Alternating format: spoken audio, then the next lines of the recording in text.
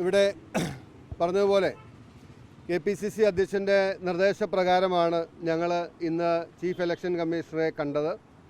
അതിനുള്ളൊരു കാരണമെന്ന് പറയുന്നത് ബഹുമാനായ രാഹുൽ ഗാന്ധി വോട്ട് ചോരിയുമായി ബന്ധപ്പെട്ട് ഇലക്ഷൻ കമ്മീഷൻ്റെ ഭാഗത്തു നിന്നുണ്ടായ ഗുരുതരമായ വീഴ്ചകളും വോട്ടർ പട്ടികയിലെ ക്രമക്കേടും ഈ രാജ്യത്തിന് മുമ്പിൽ തുറന്നു കാണിച്ചപ്പോൾ കേന്ദ്ര ഇലക്ഷൻ കമ്മീഷൻ്റെ മറുപടി എന്തായിരുന്നു നമുക്ക് ഓർമ്മയുണ്ട്. നിങ്ങൾക്ക് ഇതൊക്കെ പറയാമായിരുന്നൊരു സമയമുണ്ടായിരുന്നല്ലോ.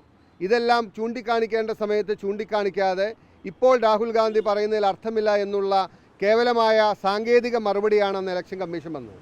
ഇന്ന് കേരളത്തിൽ നടക്കുന്ന SIRമായി ബന്ധപ്പെട്ട് ജനങ്ങൾക്കിടയിൽ നിലനിൽക്കുന്ന ഗുരുതരമായ ആശങ്കകൾ കാരണം ഇവിടെ നേരത്തെ സൂചിപ്പിച്ചതുപോലെ നിലവിൽ 24 ലക്ഷം ആളുകൾ വോട്ടർ പട്ടികയിൽ നിന്നും പുറത്തായി കഴിഞ്ഞു. അതായത് ASD എന്ന് പറയുന്ന ആബ്സെൻറ്റ് ഷിഫ്റ്റഡ് ഡെത്ത് എന്ന പേരിൽ 24 ലക്ഷം ആളുകൾ വോട്ടർ പട്ടികയിൽ നിന്ന് ഓൾറെഡി പുറത്തായി.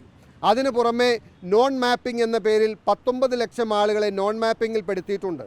അതിനു പുറമെ 18 ലക്ഷം ആളുകളെ ലോജിക്കൽ ഡിസ്ക്രിപ്പൻസി എന്ന് പറഞ്ഞ് തെറ്റുകുറ്റങ്ങൾ കണ്ടു എന്നുള്ളതിൻ്റെ പേരിൽ 18 ലക്ഷം ആളുകൾ വെച്ചിട്ടുണ്ട്. അപ്പോൾ ഏകദേശം 60 ലക്ഷത്തോളം വോട്ടർമാർ പുതിയ വോട്ടർമാരെ ചേർക്കാൻ ആവേശം കാണിക്കേണ്ട പരമാവധി പുതിയ ചെറുപ്പക്കാരെ വോട്ടർമാരായി കൊണ്ടുവന്ന് ജനാധിപത്യ പ്രക്രിയയിൽ പങ്കാളികളാക്കേണ്ട ഇലക്ഷൻ കമ്മീഷൻ നിലവിൽ വോട്ടർ പട്ടികയിലുണ്ടായിരുന്ന ഏതാണ്ട് 62 ലക്ഷം ആളുകളെ ഇന്ന് ചോദ്യചിഹ്നത്തിൽ നിർത്തിയിരിക്കുന്ന പശ്ചാത്തലത്തിലാണ് ഞങ്ങൾ ഇലക്ഷൻ കമ്മീഷനെ കാണാനിടയായത്.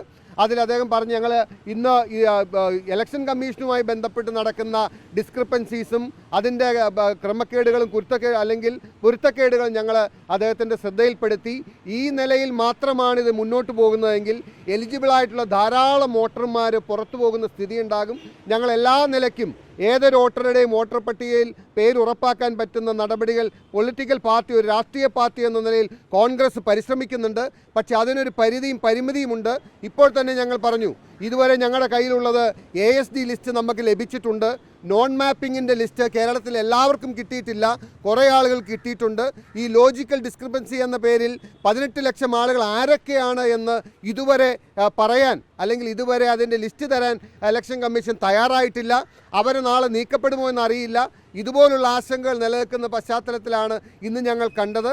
വോട്ടർമാരുടെ അധികാരം അതില്ലാതാക്കാൻ അനുവദിക്കില്ല എന്ന് കോൺഗ്രസ് പാർട്ടിക്ക് വേണ്ടി ഞങ്ങൾ ഇലക്ഷൻ കമ്മീഷനെ അറിയിച്ചിട്ടുണ്ട്.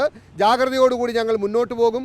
ഇതുവരെ BLOമാർ ചെയ്യുന്ന നിരവധി കാര്യങ്ങൾ പല ബൂത്തുകളിലും 200 വോട്ടുകൾ പോലും കാണാതെ പോയ അല്ലെങ്കിൽ വോട്ടർ പട്ടികയിൽ വരാത്ത സ്ഥിതിഗതി ഉണ്ടായിട്ടുണ്ട്. 750 വോട്ടുകളുള്ളതിൽ 400 ചില്ലുവാനും വോട്ടുകൾ നോൺ മാപ്പിങ്ങിൽ പെടുത്തിയ കേസുകളുണ്ട്. അങ്ങനെ ഗുരുതരമായ കേസുകൾ ഞങ്ങൾ ഇലക്ഷൻ കമ്മീഷൻ്റെ ശ്രദ്ധയിൽപ്പെടുത്തി. പുതിയ വോട്ടർമാരെ ചേർക്കുന്നതിന് പരമാവധി സമയം ലഭിക്കണമെന്നാവശ്യപ്പെട്ടു. ഈ പ്രക്രിയ ജനാധിപത്യ പ്രക്രിയ ഏറ്റവും ഭംഗിയായി മുന്നോട്ട് കൊണ്ടുപോകണമെങ്കിൽ ഇലക്ഷൻ കമ്മീഷൻ ഇപ്പോൾ നടത്തുന്ന SIR പ്രക്രിയ കുറച്ചുകൂടി ട്രാൻസ്പെറൻ്റ് ആക്കി കുറച്ചുകൂടി സുതാര്യവും കുറച്ചുകൂടി ലളിതവും ആളുകളെ ബുദ്ധിമുട്ടിക്കാതെ വോട്ടർമാരെ ബുദ്ധിമുട്ടിക്കാതെ ഈ വോട്ടർ പട്ടിക കറക്റ്റ് ചെയ്യേണ്ട പലപ്പോഴും ഇപ്പോൾ ഈ ലോജിക്കൽ ഡിസ്ക്രിപ്പൻസിയുടെ കാര്യം വരാൻ കാരണം എന്താണ്? മലയാളത്തിലുള്ളത് AI മുഖാന്തരം ഇംഗ്ലീഷിലേക്ക് മാറ്റിയപ്പോൾ സ്പെല്ലിംഗ് തെറ്റിയത് വോട്ടർമാരുടെ കുഴപ്പമാണോ? വോട്ടർമാരുടെ കുഴപ്പമല്ല. നിങ്ങൾ ഉപയോഗിച്ച ടൂളിൻ്റെയോ അല്ലെങ്കിൽ നിങ്ങൾ ലഘുവായി അത് ചെയ്തുകൊണ്ടാണ്. BLO എൻ്റർ ചെയ്ത പേരിൽ ആ പേര് തെറ്റിപ്പോയി അല്ലെങ്കിൽ ഇനീഷ്യലി തെറ്റിപ്പോയി വോട്ടർമാരുടെ കുഴപ്പമാണോ? അതിൻ്റെ പേരിൽ അവരെ വിളിച്ചു വരുത്തി ഹിയറിംഗ് നടത്തുക എന്ന് പറഞ്ഞാൽ അംഗീകരിക്കാൻ കഴിയില്ല.